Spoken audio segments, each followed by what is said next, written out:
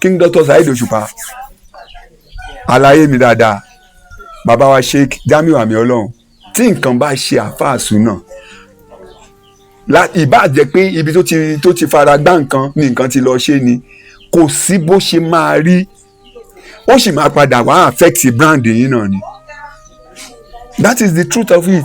Even gan kán ti mọ́lé kó gbàbẹ̀ ṣẹ̀wọ̀n wọn ò ní pe orí ajá kán má pe orí ìkòkò tá a fi ṣe o.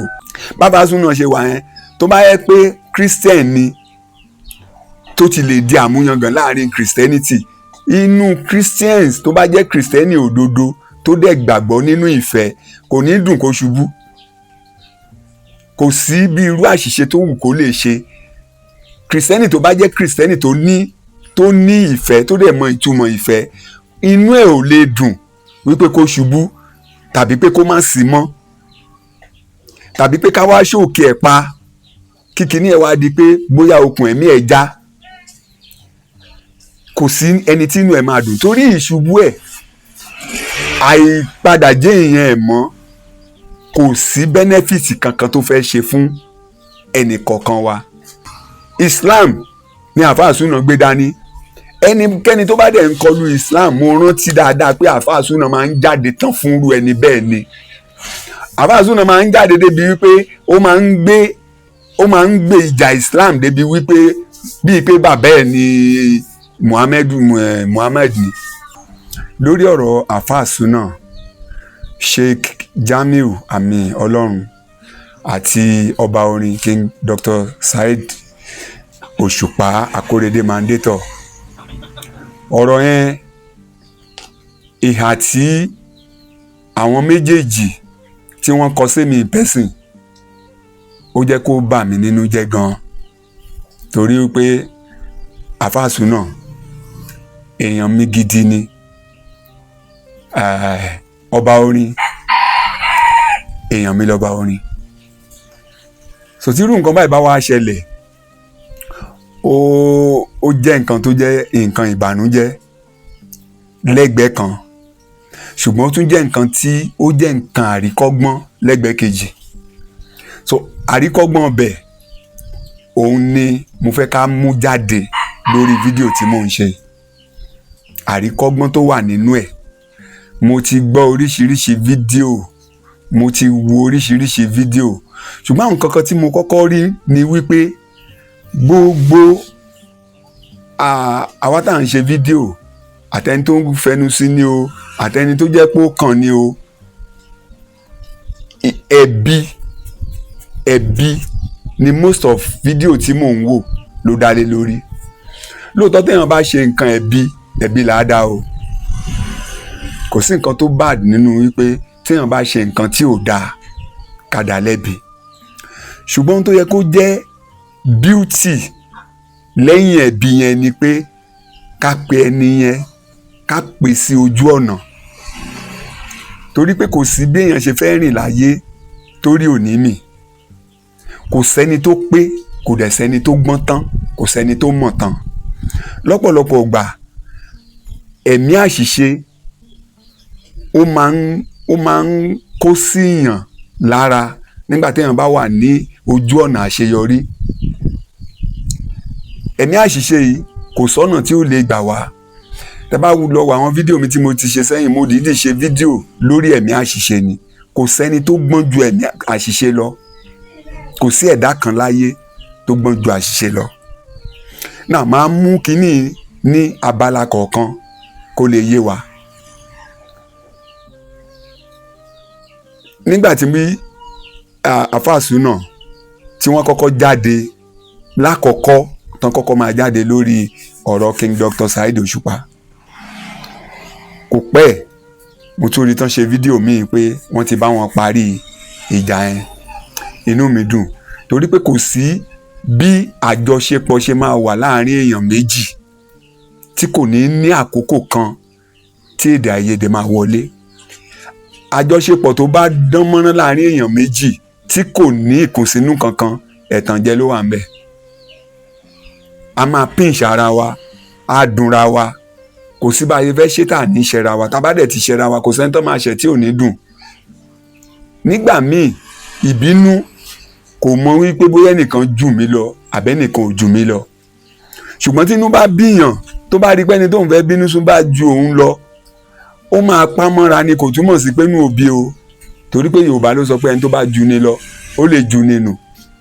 So tẹ́ bá rí ẹni tí ẹni tó jù yàn lọ tó bá ṣe nǹkan tí ò dáa sí yàn, kò túmọ̀ sí pé ẹni tí wọ́n ṣe nǹkan tí ò dáa sí yẹn tàbí ẹni tó ń ṣẹ̀ yẹn kò túmọ̀ sí pé inú òbí. Ṣùgbọ́n nígbà míì ó lè wò pé tóun bá ní kóun react bínú ṣe bí òun, ó lè máa work torí pé òun àtẹni tóun fẹ́ bínú sí ò sí ní level kan náà. So ńgbà tí àfáà Súnà ṣe apology yẹn, inú mi dùn pé yes, kò sí bó ṣe fẹ́ ṣẹlẹ̀ nínú organisation láàrin ọmọ ìyá, láàrin ọkọ àti ìyàwó, èdè àìyedè máa wáyé, a dẹ̀ máa bẹ̀ra wa náà ni. Ṣùgbọ́n lẹ́yìn ọ̀rẹ̀yìn, ṣé mọ̀ pé tí náà ò bá tán láṣọ, ẹ̀jẹ̀ ò kì í tán léèkánná. Mo wo nínú ìwòye tèmi pé ohun tó mú kí àfáà Súnà jáde lẹ́ẹ̀kejì ni wípé ẹ̀bẹ̀ àkọ́kọ́ tó bẹ̀, ó rò wípé bóyá àtúnṣe máa wà sáwọn tó ń dùn òun náà lọ́kàn ni. Torí pé ihun tó ń dùn lọ́kàn tó fi pariwo àkọ́kọ́ síta, ohun tí ó ti mú ní okùn ẹ̀mí ni.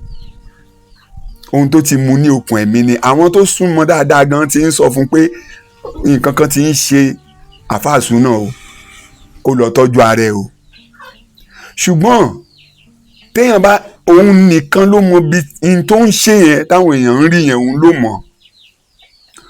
Òun ló bí second video. Nígbà tó ṣe second video yẹn, mo ní kí ló dé, ó yẹ káfáà Súnà tiẹ̀ fi lọ àwọn akọ̀ọ̀kan tó yẹ pa mọ̀.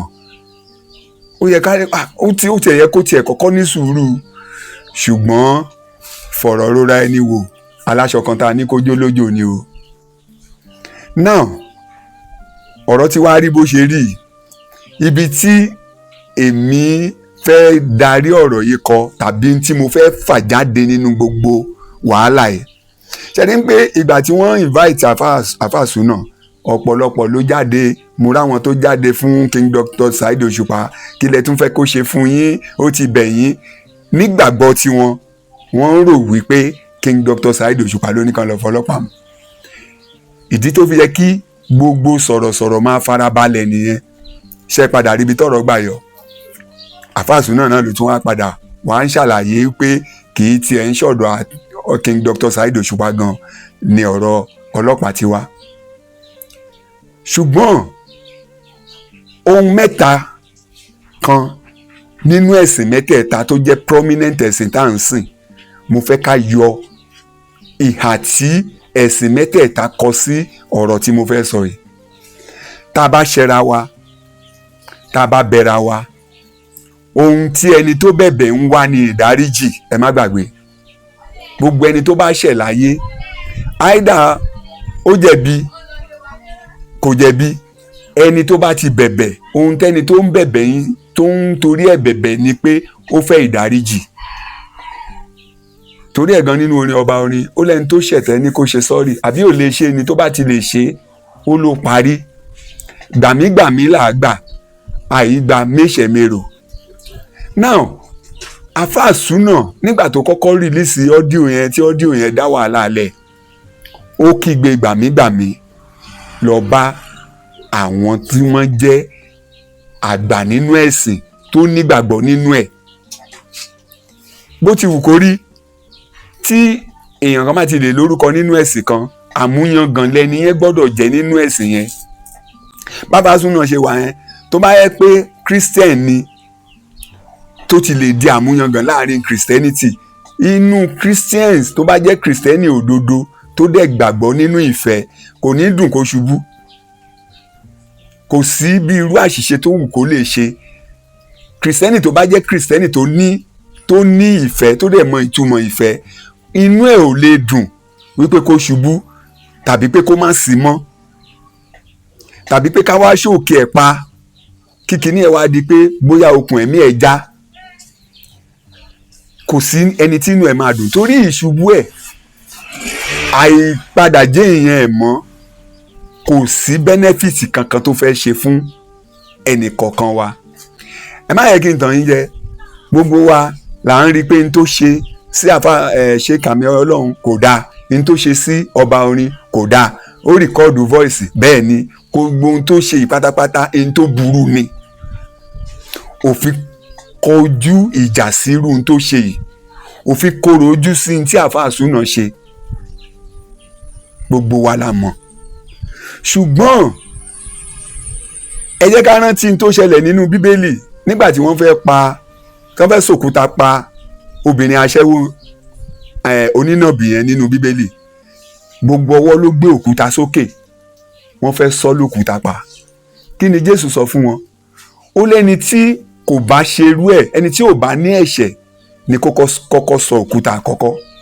Ẹni tí ò bá láṣìṣe rí tó bá mọ́ ni kó ju òkúta àkọ́kọ́. Jésù dẹ̀ dorí kodò, ó dẹ̀ ń kọ nǹkan sílẹ̀, kó tó gbójú sókè kò má rí èèyàn kankan mọ́. Èyí tó túmọ̀ sí wípé ìdá tí Ọlọ́run dá wa, a ò dá wa pé ká pé, a ò dá wa pé kí a pé gẹ́gẹ́ bí ènìyàn. So ìgbà tá a ti pé yẹn, òun ni àṣìṣe ṣe máa wà, a máa ṣẹra wa. Ìtorí ẹ̀ ni Ọlọ́run ṣe fi ààyè ìdáríjì sílẹ̀, ẹ̀ṣẹ̀ pẹ̀lú àforíjì.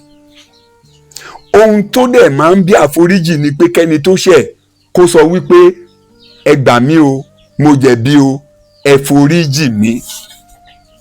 Gbogbo ẹ̀sìn mẹ́tẹ̀ẹ̀ta ló padà wàá gbà wípé ẹni tó bá ṣẹ̀ tó bá ní kán foríjì òun, ó yẹ ká dáríjì ni. Kó tó di wípé Christianity, kó tó di pé Jésù dé, ìgbàgbọ́ ti wà. Nígbà yẹn, nígbà ayé Mósè, ojú fún ojú ni o, kò sí nǹkan tó ń jẹ́ dáríjì o, tó bá ṣe fún mi màá ṣe fún ẹni. Ṣùgbọ́n nígbà tí Jésù dé, ó mú àlàáfíà wá, ó preach ìfẹ́ fún wa, ó preach àforíjì fún wa. In fact, Jésù sọ nínú ọ̀rọ̀ ẹ̀, ó ní téèyàn bá ṣẹ̀ nígbà tí wọ́n bí èèyàn, ìgbà mélòó ni èèyàn lè ṣẹ̀ èèyàn tó lè bẹ̀bẹ̀ tá lè foríjì? Jésù ní téèyàn bá kí èèyàn bá ṣì ń bẹ̀ ní ìgbà 70 times 7, ó dìgbà tó bá pé 70 times 7 kó tó di wípé ọ̀rọ̀ ẹ̀ ò jẹ mọ́ àtúnṣe mọ́, kò jẹ mọ́ àforíjì mọ́. Ìdí nìyẹn tẹ́ bá ń wo ní Christendom tó bá fẹ́ really practice pé olùtẹ̀lé Kristi ní tòótọ́, téèyàn bá ṣẹ̀ tó bá ní kán dáríjì òun, ẹ̀tọ́ Kristẹni dáríjì, torí pé Bíbélì wípé Olúwa kò fẹ́ ikú ẹlẹ́ṣẹ̀ bí kò ṣe kó ṣe kíni, kó ronú pìwàdà. Ẹ̀dẹ̀ máa wò ó, kò tí ì sí onítọ̀hún tí ó bá ṣẹ̀ tó bá ti lè rí aláìṣẹ̀ ẹ̀ṣẹ̀ yẹn tí kò ní máa ronú àforíjì. Ọ̀pọ̀lọpọ̀ àwọn olè tán ti dájọ́ ikú fún gan, tó jẹ́ pé ó ti gbọ́jọ́ ikú. Ìmíì nínú wọn kó tó dọjọ́ tó máa lọ pa yẹn, ó ti máa feel remorse, ó ti máa rí gbogbo ohun tó ń ṣe tó bí ìdájọ́ ikú yẹn, ó ti máa rí bí nǹkan àìda. Nínú ọkàn ẹ̀, òun náà máa gbèrò pé ká jẹ́ pé wọ́n tiẹ̀ lè dáríjì òun, kán fóun ní second chance, kán fóun ní second chance. Nínú ìwé Psalm 51 yẹn, ó ní ìwọ nìkan ni mo ṣẹ̀ sí, tí mo ṣe búburú yìí ní iwájú rẹ, ká lè dá ọ láre nígbà tí ìwọ bá ń ṣe ìdájọ́. Kò sí ẹ̀ṣẹ̀ kan tẹ́nìkan fẹ́ ṣẹ̀ tó fẹ́ ju ẹ̀ṣẹ̀ téèyàn ṣẹ̀ sí ẹlẹ́dàá ẹ̀ lọ. So ìdí nìyí tó fi jẹ́ pé nígbà tí Jésù máa preach, ó preach ìfẹ́ pé téèyàn bá ṣẹ̀ ẹ́, dáríjì tó bá ti tọrọ àforíjì. Nígbà kan kó tó di pé ẹ̀sìn Islam, kó tó di pé àgbà yìí pé yes ẹ̀sìn àlàáfíà ni, kò sí nǹkan tó ń jẹ́ àforíjì o, kò sáforíjì. Ṣùgbọ́n nígbà tó yá, nínú àwọn tó mọ ẹ̀sìn yẹn náà bí wọ́n ṣe ń tu fún wa, a padà rí wípé Allah bí Muhammad, ó padà preach àforíjì, ó padà sọ nípa wípé ẹni tó bá ṣẹ̀ tó bá ti lè túbá wípé ká dáríjì, pé ọmọ ìyá wa ni, ẹ jẹ́ ká dáríjì. ohun tó burú ni pé kéèyàn ṣẹ̀ kó dẹ̀ gbà yí pé kò sí nǹkan kan tó burú ń bẹ̀ òun ṣe náà nìyẹn even ipò sì ń sọ pé òun ṣe yẹn náà ìdájọ́ ò sí ní ọwọ́ wa kò sí criteria kankan tọ́lọ́run ti fún wa ní àṣẹ ìdájọ́ ṣùgbọ́n gẹ́gẹ́ bí ìlú tá a wà gẹ́gẹ́ bí inú ìran tá a wà tí kò bá sí ètò ìdájọ́ tí ò sì pé ká mú ẹlẹ́ṣẹ̀ lọ síbi tó ti máa gbọ́ tẹnu ẹ̀ tán ti máa dá lẹ́bi àbámá lè máa bára wa gbé mọ́ ihun tí òfin wà fún nìyẹn ihun tí ìdájọ́ wà fún nìyẹn pé ń gbọ́ bá rí i pé eléyìí ṣe bóyá ní kó lọ sẹ́wọ̀n tàbí ń ṣe nǹkan kan báyìí fún ìwọ náà tó fẹ́ ṣerú ẹ̀ wàá lè ṣe kí ni wàá lè ṣera ró ṣùgbọ́n nígbà tí àfàsù náà tó bẹ̀bẹ̀ àkọ́kọ́ ó tún padà wá pariwo síta pé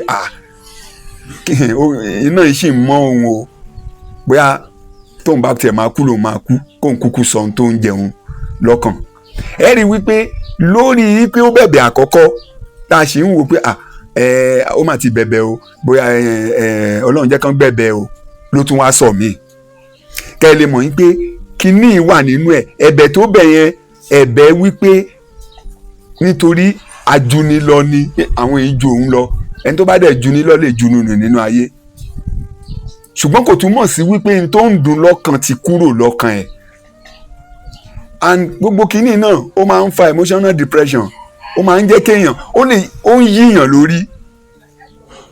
yíyàn lórí ẹni tó bá ti wà nírú ipò yẹn rí tó ń bá àwọn tó lágbára jù ẹ lọ po nǹkan tó jẹ́ pé nǹkan yẹn dẹ̀ lè mú kí ìjẹ́ èèyàn yẹn gangan tó lè kọlu ìjẹ́ èèyàn yẹn emotional trauma tó máa ń fúnyàn onítọ̀hún ò ní mọ ohun tó ń ṣe mọ́ èmi gbàgbọ́ yí pé ohun tí àfáàsù náà ń ṣe lẹ́ni tó bẹ̀bẹ̀ tí gbogbo ayé ní àwọn ti bẹ̀bẹ̀ o kó tó tún lè wá jáde kó tó tún wá sọ nǹkan míì even tá a bá wo ọ̀rọ̀ tí àfáàsù náà sọ nípa Sheikh Àmì Ọlọ́run yẹn tó ní voice to play pé Alhaji Saheed Òṣùpá pé ó sọ fóun nípa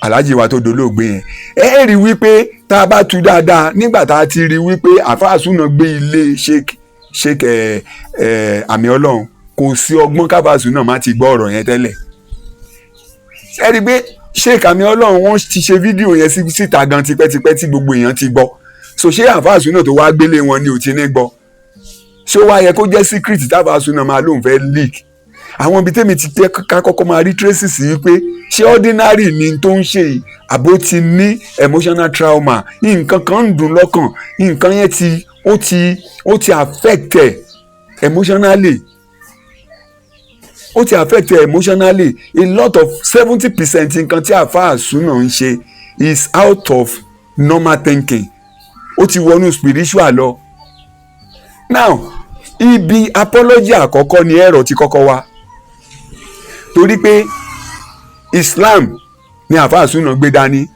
ẹnikẹ́ni tó bá dẹ̀ ń kọlu Islam mo rántí dáadáa pé àfáàsù náà máa ń jáde tán fún irú ẹni bẹ́ẹ̀ ni àfáàsù náà máa ń jáde débi wípé ó máa ń gbé ìjà Islam débi wípé bíi pé bàbá ẹ̀ ni Muhammad ni bóyá òun máa ń ja àjàdíjú lórí ọ̀rọ̀ Islam so tí irú èèyàn bẹ́ẹ̀ yẹn bá wá kọsẹ̀ nípa àṣìṣe tí àwọn tó dẹ̀ kọsẹ̀ lára wọn yìí náà inú ẹ̀sìn yẹn náà ni wọ́n wà èmi gbàgbọ́ wípé àwọn àgbààgbà nínú ẹ̀sìn yìí torí product làfáàsù náà jẹ́ nínú ẹ̀sìn yẹn nínú gbígbéga ẹ̀sìn yẹn òun náà ti gbìyànjú ṣùgbọ́n ogun kò mọ orúkọ o ẹni tí ogun bá kàn ló mọ̀ o òun ló mọ irú ogun tó dé ṣùgbọ́n ogun yẹn ti ju ẹ̀mí ẹ̀ lọ ogun yẹn ti wọ spiritual mọ́ lọ́wọ́ èmi expect wípé àwọn àfáà ńláńlá ó yẹ kán ti dìde kò sáfà ńlá tí ò mọ̀ wípé àfáàsù náà ó ń support ẹ̀sìn kò tako ẹ̀sìn mùsùlùmí kò dẹ̀ sáfà ńlá tí ò mọ̀ Sheikh Jamiu Àmì Ọlọ́run apology àkọ́kọ́ tó bá jẹ́ pé bàbá wa Alfilani tó ní kó ṣe apology yẹn tó bá jẹ́ pé wọ́n jẹ́ ká apology yẹn mọ ní orí íńtánẹ́ẹ̀tì ni bàbá wa Akeugba Gold sorry apology àkọ́kọ́ tí àfàsúná ṣe pẹ̀lú bàbá wa Akéwùgbà Gold, tó bá yẹ pé apology yẹn ò mọ ní orí íńtánẹ́ẹ̀tì ni mo mọ̀ yí pé ìtura ìbá ti bá àfàsúná, ìpayà ìbá má sí mọ́. ọ̀rọ̀ yẹn dìpù kọjá wípé ó yá ẹgbẹ́ ring light sọ pé o ṣapology, ó ti jù bẹ́ẹ̀ lọ. ọ̀rọ̀ yẹn ti deep. irú ọ̀rọ̀ tó bá dẹ̀ ti deep bẹ́ẹ̀ yẹn, ẹni tí àfàsúná sọ̀rọ̀ ẹ̀ yìí òun náà gbẹ́sìn dání. brand ni àmì ọlọ́run, brand ni King Dr. Saheed Òṣùpá, brand ni àfàsúná fún rẹ̀, brand ni wọ́n. so kò nǹkan tí àfàsúná ti sọ yẹn kò sí ní, kì í ṣe King Dr. Saheed Òṣùpá nìkan ni kíní ẹ̀ máa affect. kì í ṣe tó kàn lè sọ pé mo ṣe apology lórí kíní, torí ó máa affect brand King Dr. Saheed Òṣùpá, ó máa affect brand Sheikh Àmì Ọlọ́run gẹ́gẹ́ bí olórí ẹ̀sìn, gẹ́gẹ́ bí adarí ẹ̀sìn, gẹ́gẹ́ bí ẹ̀yin tí ẹ ò fẹ́ kí nǹkan bàjẹ́, gẹ́gẹ́ bí ẹ̀yin tí ẹ ò fẹ́ kí èèyàn kankan déédéé sọnù láì ní traces. èmi rò wípé ṣe ló yẹ kí ẹ sọmọ àfàsúná, bójú òun ní òrèpo sí mọ́tò yín ni kẹ́ ẹ wá họ́nà Sheikh Jamiu Àmì Ọlọ́run, kẹ́ ẹ lọ́ọ́ bá ń lé. tí ò bá ṣílẹ̀kùn fún àfàsúná kò lè gbọ́ ohùn bàbá Akéwùgbà Gold kó má ṣílẹ̀kùn o. ọ̀rọ̀ yẹn settlement yẹn ojúkojú ló yẹ kó jẹ́, ojúkojú ló yẹ kó jẹ́.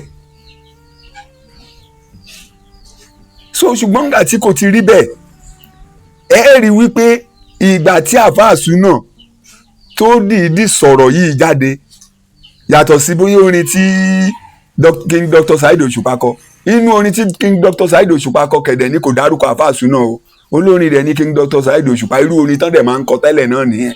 so kì í ṣe pé ó ṣe é defend pé kò ń ṣàfàsúná lòun ń kọrin yẹn fún. King Dr. Saheed Òṣùpá ò sọ nǹkan kan lẹ́yìn apology yẹn o. bàbá wa Àmì Ọlọ́run Sheikh Jamiu kò sọ nǹkan kan o. then irú ẹni tó jẹ́ pé òun ló ṣe direct yìí, ó ní ìdíkẹ́nìkan interfere physically, in fact kó tó di pé ó máa dọ̀rọ̀ public apology, ó yẹ kí ọ̀rọ̀ yẹn ti settle lábẹ́nú gẹ́gẹ́ bí ọmọ ìyá tí ẹ máa ń pera yín nínú ẹ̀sìn Islam.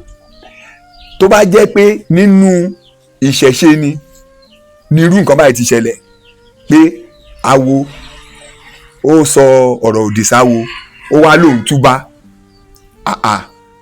ó ti máa níbi tán ti máa pàdé, wọ́n ti níbi tán ti jọ máa sọ̀rọ̀, ó ní nǹkan jọ máa fi kọ́ra wọn lọ́rùn, tọ́rọ̀ yẹn dẹ̀ máa tán síbẹ̀, ẹ ní gbọ́mọ́. ṣùgbọ́n àfáà yìí ṣe apology tó ṣe at the end of the day ó rí lẹ́tà, ó rí pé wọ́n bẹ̀rẹ̀ sí ní bombard, wọ́n bẹ̀rẹ̀ sí lóríṣiríṣi text message, ó bẹ̀rẹ̀ sí ní lóríṣiríṣi threatening, èyí tó túmọ̀ sí wípé apology yẹn lọ́kàn tiẹ̀ ṣẹ́ńtẹ́rù ti wà lára ẹ̀ tẹ́lẹ̀, tó tún wá ń rí irú àwọn threatening yẹn, á ti wo pé apology tóun ṣe yìí gangan kò ní any impact, ó lè já sí ikú, ó lè já sí nǹkan kan fóun. bí ò bá tiẹ̀ já sí ikú physical, internal death ló burú jù, because a lot of things ló ti máa kú nínú ẹ̀, a lot of things ló ti máa kú, brain ẹ̀ ò lè ṣiṣẹ́ normal mọ́, kò ní lè sùn dọ́kàn mọ́, kò ní lè take care family ẹ̀ dáadáa mọ́, kò ní lè reason dáadáa mọ́. so òun náà dẹ̀ ti wá believe pé okay, tó bá yẹ fẹ́ ṣẹlẹ̀ bóyá kóun tó pariwo míì síta, bóyá àwọn èèyàn á lè káràmásìkì láti lè jẹ́ kóun bọ́ nínú àjàgà ẹ̀. ṣùgbọ́n èmi ń sọ fún yín pé lẹ́yìn apology àkọ́kọ́ yẹn, ó yẹ ká ti rí àwọn adarí ẹ̀sìn tó bá jẹ́ kìrìsìtẹ́nì ni, nínú circle Christianity ní kíní ti ṣẹlẹ̀, kò sí bó ṣe fẹ́ jẹ́, a ti máa rí àwọn kọ̀ọ̀kan tó ti máa pè, tó jẹ́ pé kan ti máa pè pẹ̀lẹ́ ni tó sọ̀rọ̀ nípa ẹ̀, tó ti máa mọ̀ bọ́n ṣe máa sọ̀rọ̀ yìí ní ìlànà ẹ̀sìn yẹn tó dẹ̀ máa tán síbẹ̀, torí pé ó ti túbá. ṣẹ̀rínsìn ó ti túbá ẹlẹ́ẹ̀kejì. gbogbo ẹ̀yin tẹ́ wá pariwo pé King Dr. Saheed Òṣùpá ni, ibo lẹ fẹ́ fojú sínsìn? ṣẹ́ni pé ìdí tó fi yẹ kéèyàn máa ṣọ́ ọ̀rọ̀ sọ nìyẹn. òun ló ní kán lọ gbé, ṣé ti wá gbọ́n sìn pé King Dr. Saheed Òṣùpá kọ́ ló ní kán lọ gbé. ṣùgbọ́n ìpayà ó pààyàn ju anything lọ. Ìpayà ó máa ń jẹ́ kí èèyàn dìdàkudà ni. Ìpayà máa ń jẹ́ kí èèyàn di ìsáǹsá àti alárìnkiri ni. Lẹ́nà ti ní kinní kan ní ẹ̀yà wa Yorùbá, tá a bá nífẹ̀ẹ́ èèyàn kan tí ó bá ti dàbí pé ẹnìkan gbé ojú agan wo onítọ̀hún, a kì í fi ìfẹ́ sọ̀rọ̀. Ọ̀rọ̀ tá a máa sọ, ọ̀rọ̀ bí èpè la máa sọ fẹ́ni tó a ò ní farabalẹ̀ wípé ẹni tó ṣe nǹkan tí ò dáa yìí ó ṣeé ṣe kó ti ṣe dáadáa rí o, ó dẹ̀ sì ṣeé ṣe kí dáadáa sì tún wà tó yìí tún lè ṣe o. Kó rẹ dà sọ́hun làwọn olóṣèlú ń sọ, kó rẹ bọ́ sí bí lolóṣèlú máa ń sọ, wọ́n ń sọ kó rẹ dà sọ́hun.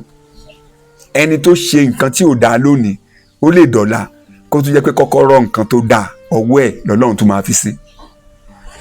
Ṣùgbọ́n ẹ jẹ́ ká máa ronú wípé téèyàn bá ti ṣẹ̀, especially táwọn tó ṣẹ̀ yẹn bá jù lọ, ẹ jẹ́ kí àwa tá a jọ wà nínú ìlànà kan náà, ẹ jẹ́ ká máa kórajọpọ̀ láti lè bá bẹ̀bẹ̀. Mo rí i pé ọ̀pọ̀lọpọ̀ àwọn tó ṣe fídíò, àáfàá ni o, nǹkan kan ni o, kò sẹ́ni tó ṣe fídíò kankan tó bá àáfàá Súnà bẹ̀bẹ̀ o. Condemnation video ló pọ̀ jù. Olórí burúkú ni, oníkíní kan ní, èpè wa lọ ra padì rẹpẹtẹ bí ẹni wípé ó ti ṣẹ̀yìn tẹ́lẹ̀. Meanwhile, ẹni tó ṣẹ̀yìn kò tí ì jáde ẹ̀kan báyìí kó ṣe fídíò kó ṣépè, àti wá da èpè bolẹ̀. A dẹ̀ tí wá gbàgbé tá a bá ní ká tún tọ́ ipasẹ̀ ọ̀rọ̀ èpè làṣẹ́lẹsẹ̀ iṣẹ́ tó fi dojú dé o, kò dá ká máa ṣépè fún ọmọ ìyá wa bó ti wù kó rí. Ó record fine, ṣùgbọ́n òun ló mọná tó jó òun tó fi record. Kò lè sọ pé níbi tóun bá ọjọ́ orí òun dé yìí, kò lè, ó mọ̀ wípé ihun tóun ṣe ò dáa. Ó dẹ̀ wá gbà, ọ̀tọ̀ ni pé kó mọ̀, ọ̀tọ̀ ni pé kó gbà, ó mọ̀ ó tún gbà.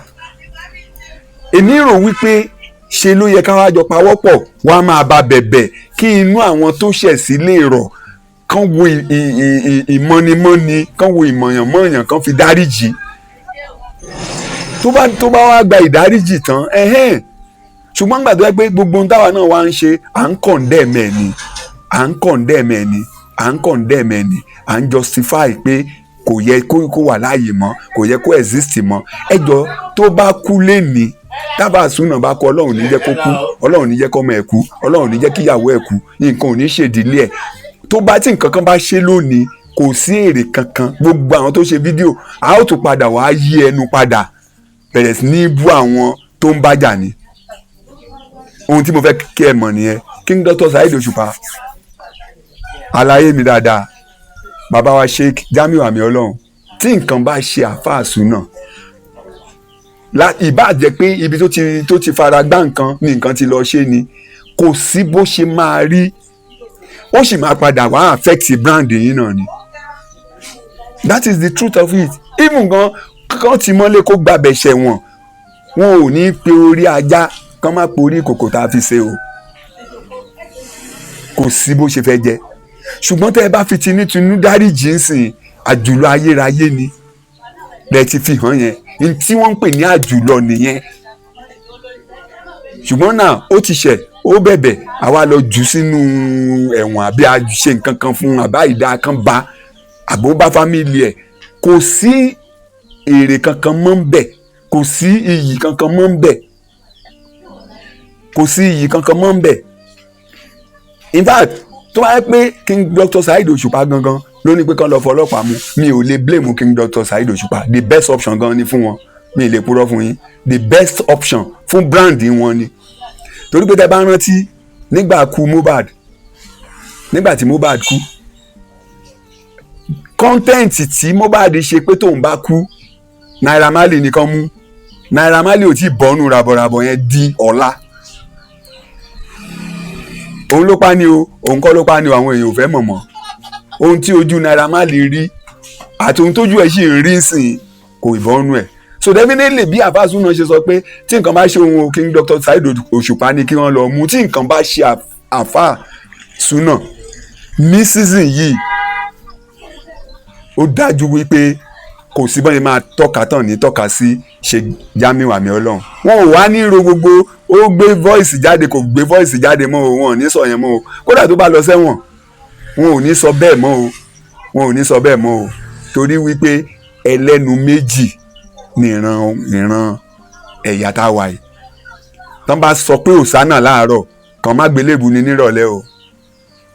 so ẹ̀yin tẹ́ jẹ́ olórí ẹ̀sìn yẹn, bó ti wù kó rí àfáà Súnà ti ṣe dáadáa kan bó ti wù kó kéré mọ́ fún ẹ̀sìn yìí. ẹni tó dẹ̀ ṣẹ̀ yìí inú ẹ̀sìn náà ni, gbogbo ìrìn àjò yìí sì lọ ní ìlànà ẹ̀sìn. ó yẹ kẹ́ ẹ dìde ẹ̀bẹ̀, kẹ́ ẹ support ẹ̀ láti bẹ àwọn tó ṣẹ̀, kì í ṣe pé kó lọ ṣe fídíò tó ṣe fine, fídíò tó ṣe ó fi túbá ni, ṣùgbọ́n gbogbo ohun tó ṣì wà lára àfáà Súnà ń sìn under tension ló ṣì wà. gbogbo nǹkan tó ṣì ń sọ ń sìn ọ̀rọ̀ ẹ̀ ò tí ì lè hold water létí àwọn tó ṣẹ̀. ṣùgbọ́n tí ẹ̀yin tí ẹ ní good ground nínú ẹ̀sìn yẹn bá dá sí, tẹ́ẹ̀dẹ̀ try láti fi ọ̀rọ̀ ìtùnú bọ́ àfáà Súnà fún rẹ̀, òun gangan bó ṣe wà yẹn sìn ó nídìí wípé kán console ọkàn ẹ̀, torí wípé ó ti wà confused, system ẹ̀ ti dàrú. so téèyàn bá wà nírú ìkórìtà yẹn, àwọn ìkórìtà kan máa wà lẹ́gbẹ́ téèyàn bá dé ìkórìtà yẹn tí wọ́n bá wá ń victimize ẹ̀, ó máa dúró tán ni pé ní tó bá tiẹ̀ rẹ̀ ṣẹlẹ̀ kó ṣẹlẹ̀, irú tó ṣẹlẹ̀ sáfà Súnà ni. àfáà Súnà tèmi mọ̀ èèyàn tó kàn ẹ́ tó ní ìtara ni. King Dr. Saheed Òṣùpá èèyàn tó ní ìtara ni. mo lè fi gbogbo ẹnu sọ pé ìwà wọn jọra wọn. that is why tó fi grip àfáà Súnà tó bẹ́ẹ̀. that is why táfáà Súnà fi ní mind láti sọ pé òun gbàfẹ́ ni. wọ́n tún jọ ní irú ìwà kan náà ní ọ̀pọ̀lọpọ̀ ọ̀nà. King Dr. Saheed Òṣùpá wọ́n jẹ́ èèyàn tó ní ìtara o, wọ́n jẹ́ èèyàn tó ní ìtara. eléyìí tí àfáà Súnà ń sọ pé ó promise mi kò fún mi, King Dr. Saheed Òṣùpá àwọn ò kì í ṣe promise o. tán bá fẹ́ fún ẹ ní nǹkan níbi tèmi mọ̀ wọ́n dé, wọ́n máa fún ẹ lẹ́sẹ̀kẹsẹ̀ ni. kò sí nǹkan tó ń jẹ́ promise pé máa fún ẹ ní kíni. tó bá ti lùwọ́ promise voice mail ni o. tó bá ti wà lọ́kàn wọn pọ́n fẹ́ fún ẹ, ó máa gbé wọn lọ́kàn ni. tó bá pẹ́ kó tó fún wọn lákàntì nọ́mbà gan, wọ́n máa wọ́ọ̀rì ẹ̀. tí mo dẹ̀ mọ̀ pé àfáà Súnà náà mọ̀ bẹ́ẹ̀ náà làfáà Súnà gangan ṣe jẹ́. tí àfáà Súnà bá fẹ́ jà fún yàn, ó máa gbé gbogbo bọ́dì ẹ̀ sí ni. bẹ́ẹ̀ náà ni King Dr. Saheed Òṣùpá. èló ni àfáà Súnà ń retí lọ́dọ̀ King Dr. Saheed Òṣùpá? èló? there was a day tí King Dr. Saheed Òṣùpá wà lórí sick bed ní Adígbẹ́, tí wọ́n ní ẹnìkan wà lọ́spítù yẹn. wọ́n wà ń bẹ̀, kì í ṣe pé wọ́n sọ létí mi àbí wọ́n sọ lẹ́yìn mi. eléyìí ń ṣe audio leak. mo wà ń bẹ̀. wọ́n dẹ̀ sọ fún un pé ẹnìkan máa ń gbórin yín dáadáa o, àmọ́ ìyàwó ẹ̀ ó bímọ, operation náà fi bímọ, wọ́n ní ìdí owó. aláàjì wà lórí sick bed tó ń gba treatment. wọ́n dẹ̀ nìkan lọ pe ẹni yẹn, family ẹni yẹn wá, wọ́n dẹ̀ ṣe transfer láti san hospital bill ẹni yẹn ní immediately. so irú èèyàn tí King Dr. Saheed Òṣùpá jẹ́ nìyẹn. wọ́n jẹ́ èèyàn kan tó ní ìtara. gbogbo nǹkan tó bá dẹ̀ ti fẹ́ ṣe, àwọn máa ń react sí bó bá ṣe wá sọ́kàn wọn ní immediately ni. bẹ́ẹ̀ náà ni àfáà Súnà. gbogbo ohun tó ṣẹlẹ̀ sáfáà Súnà, ẹ má wo àfáà Súnà bí ẹni tí ò dáa. ìdátọ́lọ̀ ń dá oníkálukú ọ̀tọ̀ọ̀tọ̀ ni. ẹlòmíì kan máa dákẹ́ ni, àforó sínú. ẹlòmíì ò lẹ́mìí pé ká fi oró sínú. ẹlòmíì tó kàn bá ti ṣẹlẹ̀, bó bá ṣe ṣẹlẹ̀ ó máa tètè sọ tọkàn ẹ̀ síta. kò sí tẹ́lòmíì ò lè sọ. so ṣùgbọ́n ohun tí mo fẹ́ ká mú jáde nínú gbogbo rògbòdìyàn yìí ni wípé ọ̀rọ̀ yìí ti so mọ́ àwọn adarí ẹ̀sìn kọ̀ọ̀kan lẹ́sẹ̀. ó ti so mọ́ àwọn adarí ẹ̀sìn kọ̀ọ̀kan lẹ́sẹ̀. ó dẹ̀ ti wà nínú rẹ́kọ̀d. ó wá yẹ kí ẹ̀yin bàbá wa nínú Islam, ó yẹ kẹ́ ẹ parapọ̀, kẹ́ ẹ pe àwọn tọ́rọ̀ yẹn kàn, kẹ́ ẹ bá àfáà Súnà bẹ̀bẹ̀. yes, tẹ́ bá bẹ̀bẹ̀ tọ́rọ̀ yẹn sẹ́tù lábẹ́ aṣọ, open video, apology video, á wá dùn kódà wọ́n á tún ṣàdúrà fún níbi tẹ́ bá ti ṣẹ́tù ọ̀rọ̀ yẹn,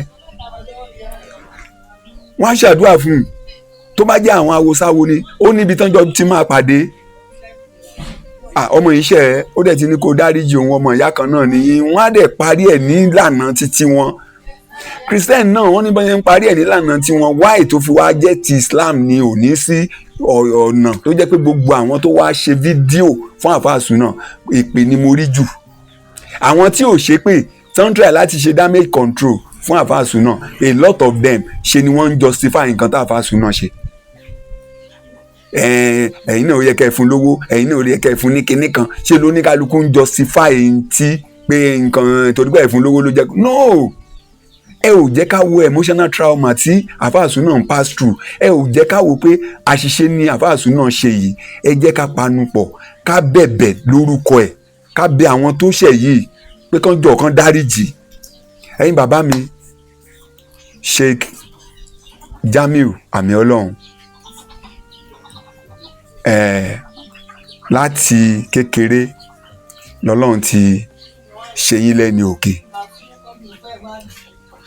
Ọlọ́run tá a dẹ̀ ń sìn òun ni ọba adákẹ́dájọ́, òun nìkan ló ní àforíjì lọ́dọ̀. Ẹ jọ̀ọ́ ẹ bá mi dáríjì Àfáà Súnà. Ẹ̀kọ́ tó bá wà nínú ìṣẹ̀lẹ̀ yẹn ni kẹ́ ẹ dì mú, ṣùgbọ́n ìṣẹ̀lẹ̀ yẹn fún rẹ̀ ẹ jẹ́ kó tán lọ́kàn yín, ẹ jẹ́ kó tán lọ́kàn yín, ẹ jẹ́ kó tán lọ́kàn yín, ẹ jẹ́ kó tán lọ́kàn yín. Ọba orin King Dr. Saheed Òṣùpá, philosopher ni, wòlíì ni, bẹ́ẹ̀ ni, àríran ni, àwọn tó ń sọ̀rọ̀ láti inú ẹ̀mí ni. Ẹ mọ̀ wípé ohun tó ṣe Àfáà Súnà ó ti kọjá physical, ó ti wọ spiritual. Ẹ bá mi dáríjì Àfáà Súnà, ẹ jọ̀ọ́ torí Ọlọ́run ẹ bá mi dáríjì. Ẹ gbójú kúrò ńbẹ̀, ẹ wò bíi pé téèyàn bá ti ṣẹ̀ tó bá túbá, Ọlọ́run nìkan lọ́ba tí ó ní àforíjì lọ́dọ̀, tó ní ìdájọ́ lọ́dọ̀. Ẹ má wá jẹ́ kí nǹkan kan tó máa jọ bí ìdájọ́ kó tọwọ́ yín wá sórí Àfáà Súnà. Then gbogbo ẹ̀yin bloggers ẹ jẹ́ ká máa verify a lot of our scripts ká tó máa gbé jáde, torí wípé ẹ̀yin lòun tá a bá ti sọ ó léwu. Lọ́pọ̀lọpọ̀ ìgbà ìjì máa ń fẹ́ wá ni o, ó fẹ́ wá ni ó dẹ̀ máa lọ. Ìṣòro ni ó wá ni ó máa lọ. Ó ní Bíbélì wípé ohun ìkọ̀sẹ̀ kò lè ṣe aláìwá, ṣùgbọ́n ohun tí Bíbélì fi sí ẹ̀yìn ẹ̀ ó lágbára díẹ̀. Ó ní ègbé ni fún ẹni tí ohun ìkọ̀sẹ̀ bá ti pàṣẹ ìṣẹ̀lẹ̀. So tàbá ń wo ó ti ṣẹ̀, ohun tó sọ ó gbé kinní kan, tá a wá wò títí tí jàǹbá tàbá burú kan fi ṣẹlẹ̀ sí, bó lọ sẹ́wọ̀n aburú ni, bó kú aburú ni. Kò sí in tó ti dáa jù ń sìn ni pé kó rí àforíjì gbà, kí conscience ẹ̀ náà lè máa dá lẹ́bi pé tí mo ṣe ń gbà báyà ọpẹ́lọpẹ́ Ọlọ́run, ọpẹ́lọpẹ́ pé àwọn èèyàn jó nínú rẹ̀ náà fi dáríjì òun. Ṣùgbọ́n tó bá fi lè mú kó jìyà ẹ̀ṣẹ̀ yìí, bóyá ó lọ sẹ́wọ̀n àbó ṣe kinní kan, ó ti di 50-50. Ẹ dáríjì, ẹ dáríjì. Bẹ́ẹ̀ bá dẹ̀ ṣe ń dáríjì, Ọlọ́run nínú àánú ẹ̀ náà á túbọ̀ máa gbé yín lọ́wọ́ sókè. Iṣẹ́ ìránṣẹ́ tọ́lọ́run gbé yín lé yín lọ́wọ́ kò ní bàjẹ́. Gbogbo ibi tí ẹ̀yin náà bá ti nílò àforíjì lọ́dọ̀ Ọlọ́run ọba a máa foríjì yín. Àfáà Súnà jẹ́ kí eléyìí náà jẹ́ ẹ̀kọ́. Gbogbo nǹkan tí à ń ṣe láyé ẹ̀kọ́ ni ká máa mú jáde ńbẹ̀. Jẹ́ kó jẹ́ ẹ̀kọ́. Tó bá rẹni tó fẹ́ gbérú ìgbésẹ̀ tó gbé yìí, máa firú ọ̀rọ̀ báyìí kọ́ lọ́gbọ́n. Ò ní ṣubú o. Ní kété tí mo ti kọ́kọ́ rí i pé ó ti dé ọ̀dọ̀ ọba orin, inú tèmi dádùn torí àmọ́ra wa, àmọ́ bá a ṣe jọ ń bá bọ̀, àmọ́ bó ṣe rí ńgbà yẹn. Ìgbà tó dẹ̀ ti dọ́dọ̀ ọba, àmọ́ bó ṣe rí. Kò sẹ́ni tínú ẹ̀ máa wá dùn pé látòrí àkàbà yẹn wípé kò wá wálẹ̀, ò ní wálẹ̀ o, ò ní wálẹ̀ o. Gbogbo nǹkan tó bá ti ń ṣe láyé kọ́kọ́ máa fọ̀rọ̀ rora ẹ̀ wò kó tó ṣe o. fọ̀rọ̀ rora ẹni wò òun ló dífá fún aláṣọ kan ta ní kó jó lójò. Observers are worried. A tún máa pàdé. Ire o.